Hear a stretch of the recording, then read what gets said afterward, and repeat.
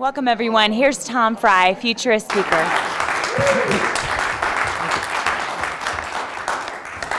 All right, let's start off going way back in history.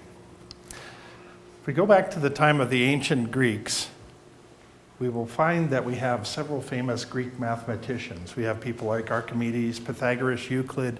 We have a number of famous Greek mathematicians. However, when the Romans came along, we did not have any famous Roman mathematicians. Now, this wasn't because the Romans are somehow dumber than the Greeks. It was because they used a stupid numbering system, Roman numerals. Roman numerals is a stupid numbering system, but in defense of the Romans, there happened to be a lot of stupid numbering systems at that time. The reason it was such an inferior numbering system is that it wasn't a placeholder numbering system. You didn't have the ones, the tens, the hundreds, the thousands. Every number itself was an equation, and that prevented people from doing any higher math. Now, this is a huge concept because this is a system that they were using that prevented an entire civilization for centuries from doing any higher math. The question we should be asking is, what systems are we employing today that are the equivalent to Roman numerals that are preventing us from doing great things? Does anybody want to volunteer an answer here? Binary system? The binary system? Maybe, yeah. We have a half-implemented metric system. We're buying 3.2-liter car engines. We're putting in quarts of oil. We have a calendar. We have 30 days some months, 31 days other months, and then we have February. What? Windows operating system? Yeah. If you go into libraries, they're using a Dewey Decimal System. And who the hell invented daylight savings time? We just went through that. Why do we have to do this every year? And then if you're in Arizona, it gets even more confusing. So this is an important factor as we go through this talk tonight. Consider this idea of what systems are we employing today that are holding us back. And there's a lot of them. There's a lot of them. In 1972, I was a young engineering student at South Dakota State University. I was told I needed to take a course in slide rules. Now, how many of you have used slide rules? Wow, this is just way too many. How many of you still own slide rules? All right. Now, I was told I needed to take this course, and I remember going up to the instructor and arguing with him a little bit, saying, do I really need to take this class? This is a time in 1972 when calculators were coming out. Yeah, they were pretty expensive back then, but they were available, and they were far superior to slide rules. He pretty much dismissed me, saying, no, all engineers have to know how to run slide rules. So I took the course and I passed it, but I've never used a slide rule since then. This was a time that was the end of an era. This is the end of the slide rule era. It was the beginning of another era, the beginning of the calculator era. Now, when you look at this area in the middle here, this is a real interesting space here. When I first drew this out, I thought, being the arrogant guy that I am, I thought, wow, this is a naming opportunity. I could name that space. So that's what I did. I came up with a name for it. The name is Maximum Freud. Now, I know you look at that and you say, wow, what a stupid name that is. It really is. But this is the time when there's lots of chaos. This is the time we spend most of our time on the Freudian couch trying to figure out what's going on. Lots of chaos, but lots of opportunity. Now, with print media, along with lots of other technologies, we're entering this space of chaos.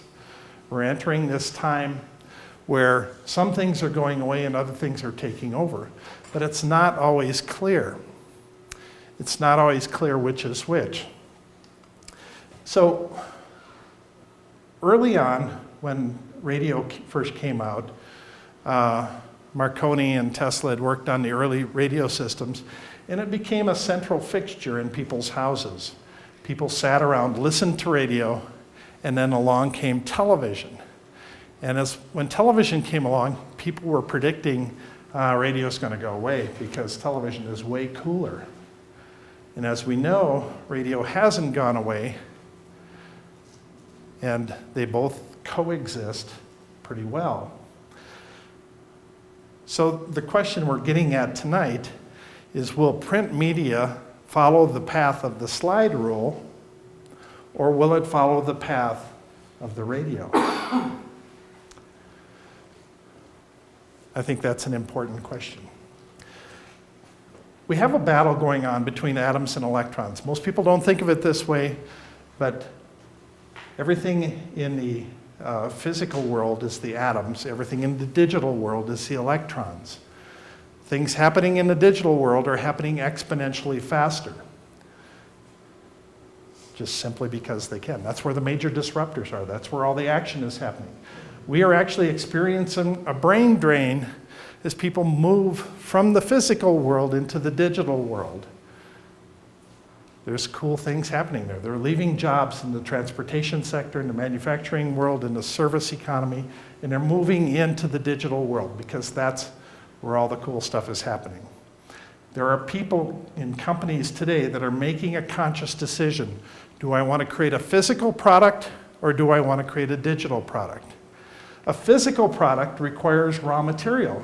It requires design work, shipping and receiving, warehouse space, shelf space. It requires all of these physical requirements.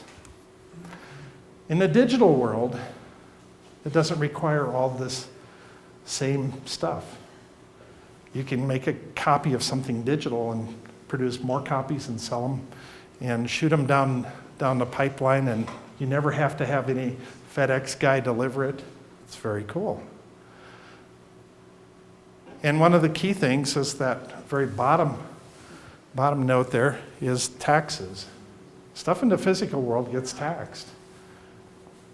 Much of what's going on in the digital world is not getting taxed. That's a big deciding point there. So this is part of the battle in the print media world. Physical versus digital. Physical products have physical limits, and we're running out of room in our home to put things. We all own too much stuff. And so as we run out of room to put all of these things, we're downsizing. We're shedding a lot of these belongings. We're becoming more efficient. And so I have a theory that things in the digital world, which have been used as giveaways, and lots of things have been undervalued in the digital world, are going to become more valuable in the future. So when we look at other industries that are changing around us, and there's a lot of them, each one of these has going through major changes, and each one's following a little different path. And so whether it's video rental world, Yellow Pages, travel agencies, or record labels, all of these have a different experience. So there's not a one-size-fits-all formula that we can go to and say, well, this is what's happening there, so we should be able to use that as the guide for what's going to happen in print media. The newspaper world is changing about as much as any of them. This is an interesting chart here that shows how much money was lost in the newspaper industry just through the help wanted ads. It went from $8.7 billion in help wanted ads in 2000 down to $723 million today in 2010. And that's a huge decline. Companies like Craigslist and Monster, Jobs.com, lots of those have sucked out all of that revenue from the newspaper world. Now, I'm not putting blame or condoning any of this. This is just the way it is. I'm not trying to say it's right or wrong. That's just the way what's going on. When you look at what happened with Blockbuster, this happens, some of these changes happen at an alarming pace. Over 6,500 stores just in 2009, 60,000 employees. 2010, they filed bankruptcy, and today, less than 2,700 stores, less than 22,000 employees. That's a huge change, just overnight. Travel agencies, at their peak in 1997, over 47,000 employees. Now it's less than 20,000. At the heart of all of this is the concept of literacy. So I just like to start off with this question that I think is kind of dives right in here. How long will it be before somebody can get a PhD without being literate? That happened yesterday. I was over in India at a conference a couple years back and asked this question, and one guy said, I think 5 years. I said, it's a good answer. What is literacy? The first time I listened to an audiobook, I thought I was cheating. I thought, wow, this is too easy. This is way too easy. And then it occurred to me that the process of reading is a process of taking these characters on a page and turning them into mental concepts and images. Listening to an audiobook is a little different process, taking sounds and turning them into mental concepts and images. But however you get the information in your head really shouldn't matter. So is literacy, reading and writing, is that the ultimate form?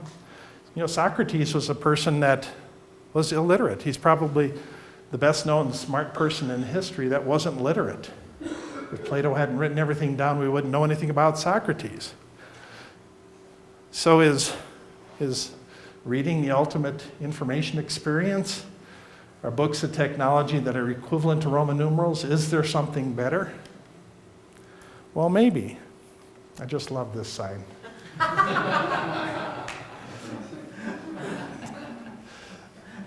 Here's a book everybody should read here. It's How to Read a Book.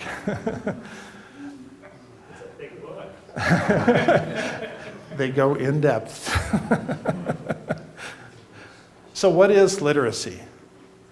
Literacy we all think of as reading and writing. And then along came photos, and then after that, then audio, then video, then computers. We got into computer literacy. Now we're getting into web surfing literacy, the internet, search engine literacy, smartphone literacy. Literacy is never static. It's always changing.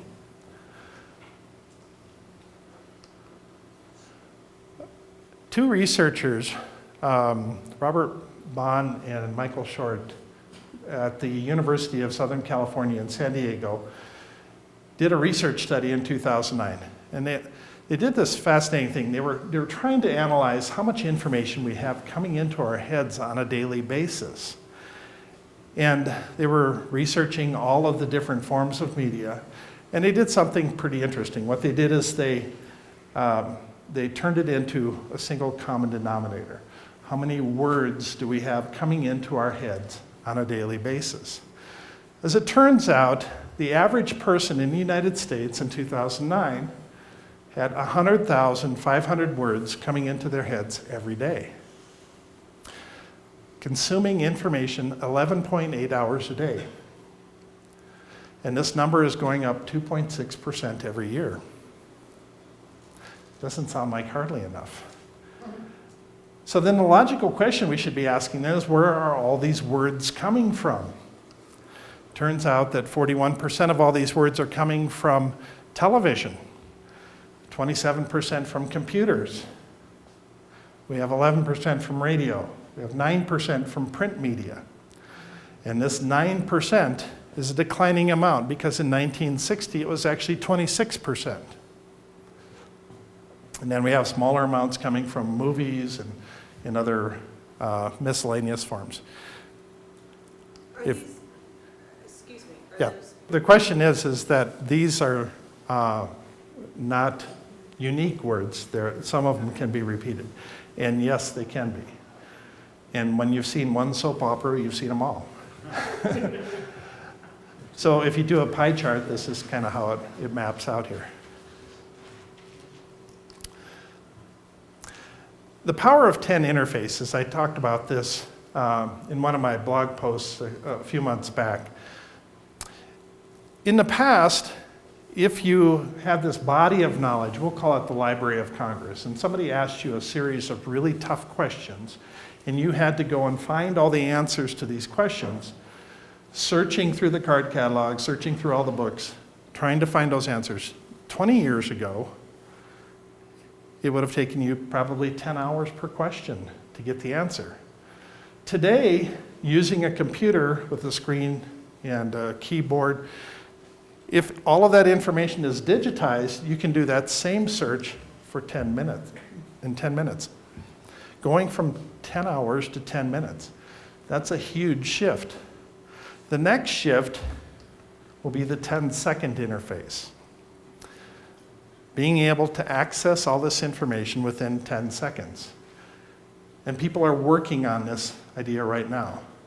So if you can imagine bringing the average person off the street, setting them in a chair, putting on this device, whatever it might be, and you can ask them any of these questions and they can answer within 10 seconds, that is the 10-second interface.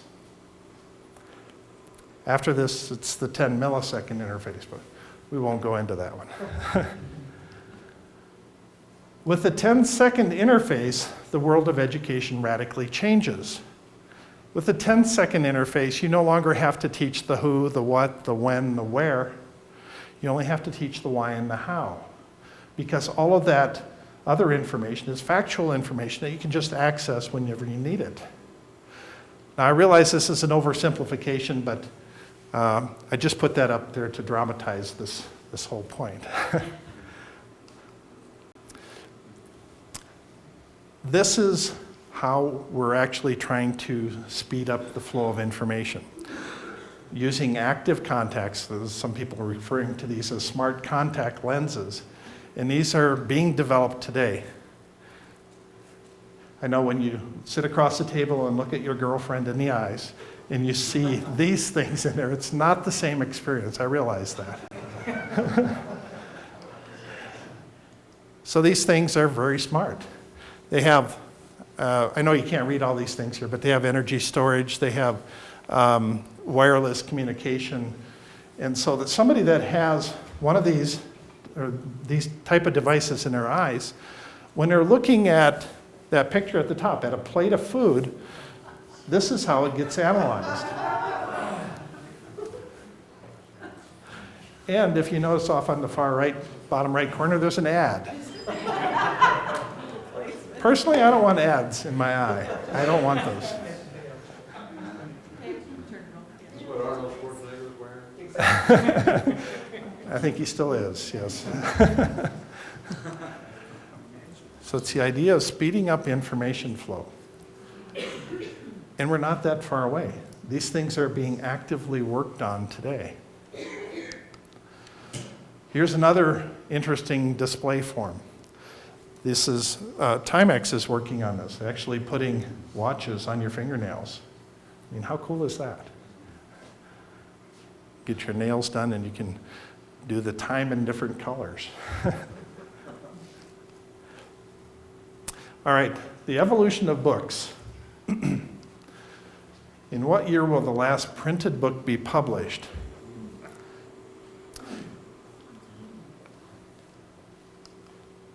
So, how did printing presses come about?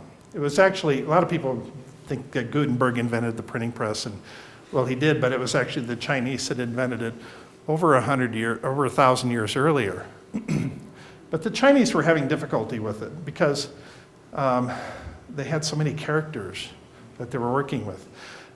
They say that Gutenberg invented movable type. Well, he didn't actually invent movable type. It was this guy, Bai Sheng, in 1040 AD that invented movable type. But again, it didn't work for them because of all of the 3,000 characters they were using. If you look at what Baisheng had invented, he has these elaborate tables with all of these characters in there, and being able to find the character that you want at the right time. It was amazingly complicated. This is the equivalent to Roman numerals. This has been holding the Chinese back for centuries, for millennia. But Gutenberg had to, because there was no real communication, Gutenberg did have to invent the whole thing. He converted this wine press into a printing press. And we don't know a lot about Gutenberg. There's only 18 contemporary documents written about Gutenberg, of which only 3 of them deal with his work on the printing press. Times weren't so different back then. He was the consummate tinkerer. He was being funded by a gentleman by the name of Johann Fust. Johann Fust was funding him and giving him money to keep him going. And it was never finished. It was never good enough. So Gutenberg was tinkering around this for 10 years.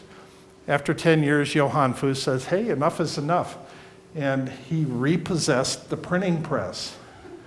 And Gutenberg filed the equivalent of bankruptcy back then. And it was actually Johann Fust and his sons that developed this whole printing era in Europe. This is around middle 1400s, 1468 is the date that they put on the invention of the printing press. By 1500, there was over 500,000 books in print in Europe, thanks to Johann Fust. Gutenberg gets all the credit for it, but Johann Fust and his sons were the ones that figured out the business model that made it all work. Over the years, printing presses have evolved. This is one in the late 1800s. This is one of the more modern printing presses, and then along came the Espresso book machine. How many of you are familiar with the Espresso book machine? The Espresso book machine is a machine that you feed in the information digitally. It will print out the entire book, put a binder on it, and practically hand it to you. So this thing does everything, and it does it for about 1 cent a page. A 300-page book will be $3. And the cost of whatever the cover is, a few cents more. Some libraries are putting these in. They aren't everywhere just yet. But as the Espresso book machine was just getting unveiled, Amazon was working on the Kindle. Now, when Amazon started working on the Kindle, they spent a lot of time trying to understand the human-to-book interface, which is vastly different than the human-to-computer interface.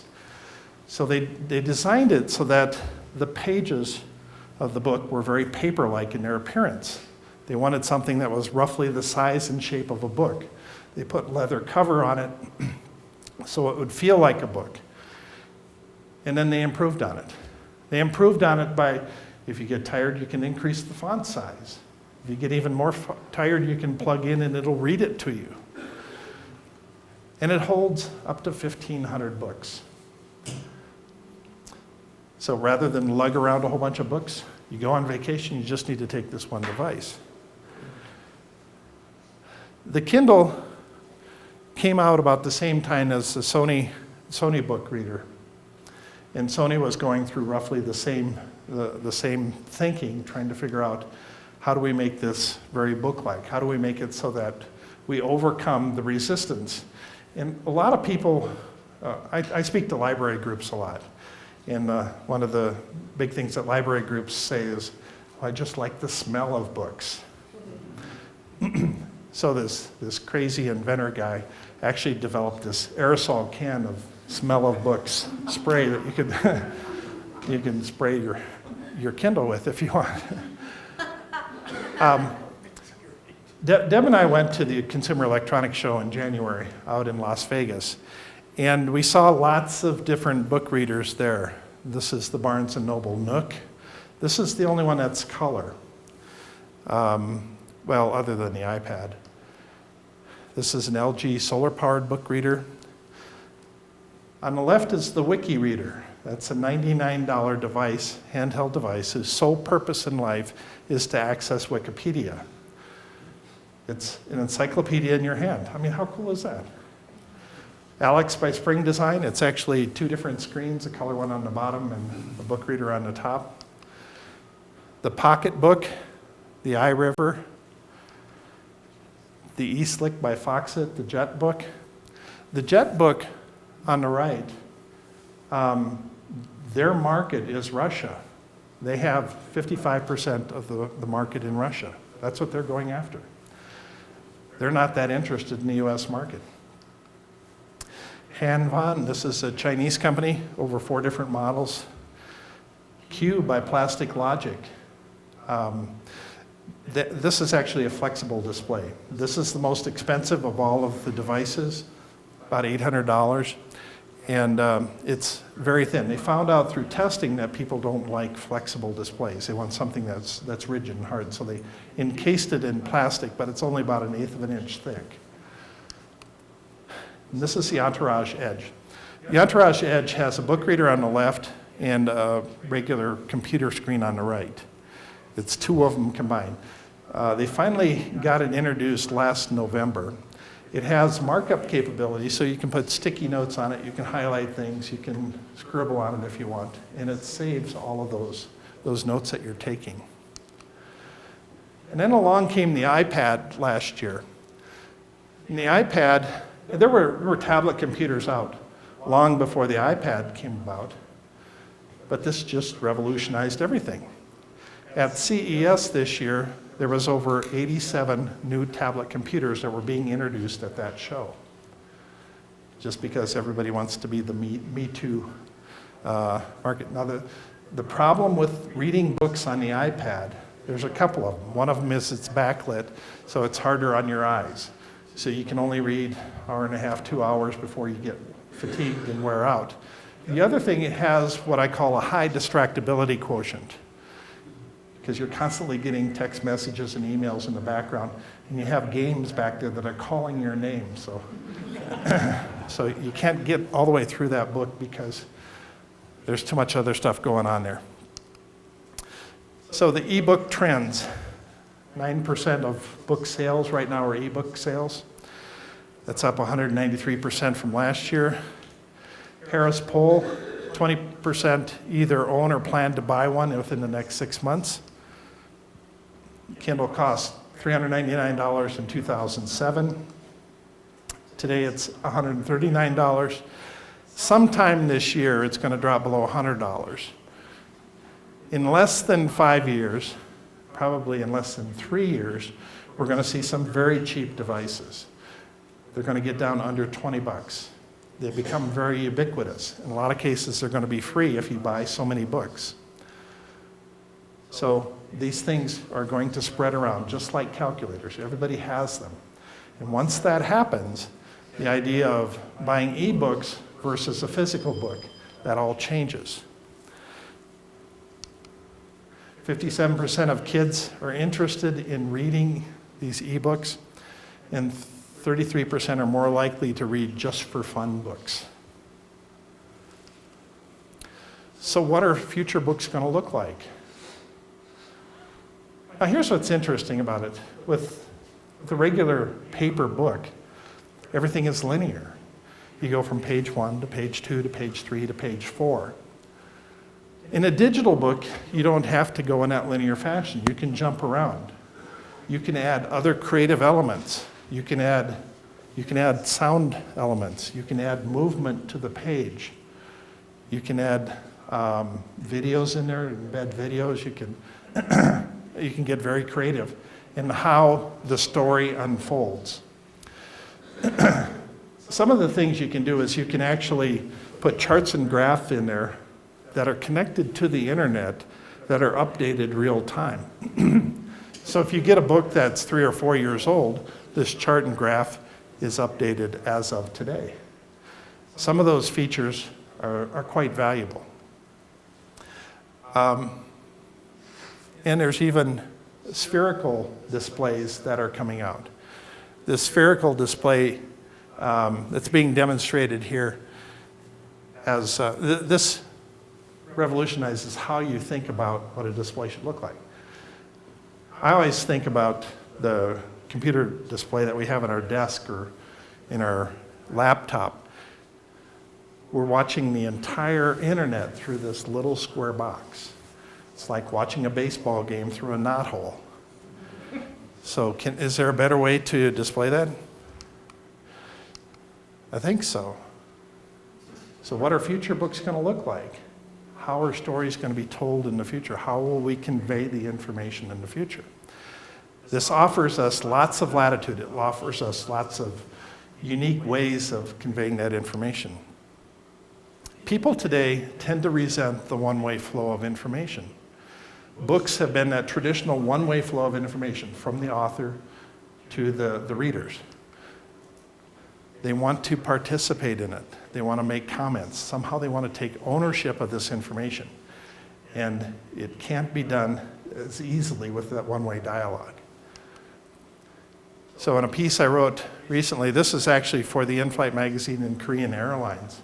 Books are now akin to an online forum with authors, experts, and other readers available to discuss and answer questions on almost every important book ever written. That's what books will be in 2020, or some of them, not all of them. So how does the young generation think about all this? Baby boomers were raised on one-way communication. Gen Y expects to interact with companies, participate and promote products that they care about. The millennials, the Gen Y, they value the tangible experience, making genuine connections. Boomers have been raised on newspaper and television. Gen Y says, if the news is important, it's going to find me. That's radically different. Word of mouth is the number one preferred way to receive news and information.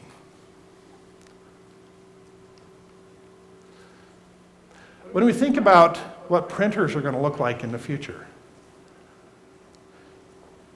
printers don't just have to be ink on paper.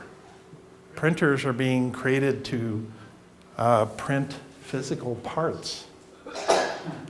And so we're seeing lots of very complicated parts being created with these printing devices.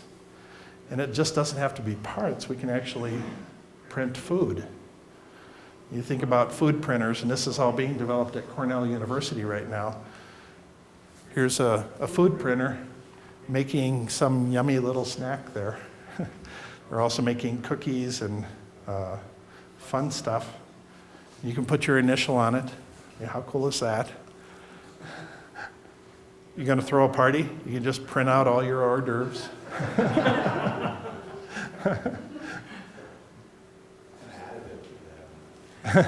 So printers aren't going to go away anytime soon. So I put together this analysis here of the different attributes of print media versus digital media. And I'll just go through this fairly quickly. Speed. The speed of print media is too slow. Going from, as an example, this is this is the Boulder County Business Report had this profiles of businesses. It gets printed out and distributed. By the time it reaches the hands of the person that's reading it, it's out of date. It's too slow. In digital media, it's fast and getting faster. The understandability. Print media is very understandable. It's very understandable how a book works. It's not that intuitive how a Kindle works and how some of these other devices work. So the digital media is working on that. It's improving, but it's still not as simple as books. Flexibility. Print media is not very flexible. The digital media is extremely flexible. You can take a book and you can insert the name of who you are as the hero of the whole story. Those type of things are very easy to do. You could do them in print media, but it was much more difficult. Relevance. The print media is relevant to older people. Digital media is much more relevant to younger people. It's more intuitive. They understand it. They've been brought up with it. Tangibility. Having something that you can touch and feel. That's one of the chief qualities that print media has. And that's not to be undervalued. Digital media, it's a fleeting experience, so that's not nearly as valuable. Inertia. Print media has considerable inertia. It's been around for centuries, and so it's continuing to move forward. Digital media is gaining steam. And survivability. Let me tell you a story here on the whole survivability. This will be my final story on can print media survive. I think print media is going to get relegated to the niche markets. I think it's going to move into much more lower volumes and be somehow tied to digital media in all the ways that it possibly can. As an example, we can't possibly make pop-up books out of digital media. It's not as much fun. Maybe when we get holographic displays, maybe it will be as much fun, but not at the moment. So I put together some predictions. It's that print media will experience declining market share for the foreseeable future. 5 of the top 10 book publishers are going to go bankrupt before 2014, and that within 10 years, the majority of libraries will not have books in them. That doesn't mean libraries go away. That means libraries have a whole different business model. In the year 2000, I was asked to come down to Scottsdale, Arizona, and give a talk to the paper industry. TAPI is the Technical Association of the Paper and Pulp Industry. And they wanted me to talk on the future of paper. And so I did. I came down there and we talked about all the electronic inks, the electronic papers that were on the verge of coming out. And I even told them how to take a 1-cent sheet of paper and turn it into a $10,000 sheet of paper by putting a thumbprint recognition system on it so that page would reveal itself to the right person. For certain military secrets, that might make sense. Anyway, I thought it was a cool idea. But what I did is I told them that this is a time when the dot-com world was picking on them mercilessly. We're killing too many trees. We're going to create the paperless office. And the paper industry was turning into the bad guys. So what I recommended for them was that they create a television commercial that was staged 200 years in the future. 200 years in the future, there's an archaeologist that's out digging up stuff. And as he digs up stuff, the first thing he digs up is some paper, and he dusts it off and says, this is paper, I can use this. And he digs a little further, and he digs up a disk, and he says, this is another disk. We never know if this is Windows 2033 or Windows 2045.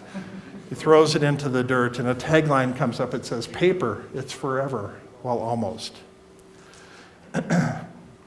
Now, for me, this was a very revealing moment, because I'm a real techie person, and I love all the new technology.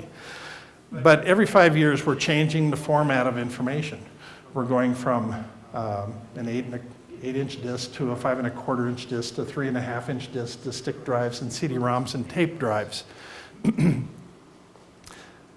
Whatever we're storing our information on today may not be around 10 years from now.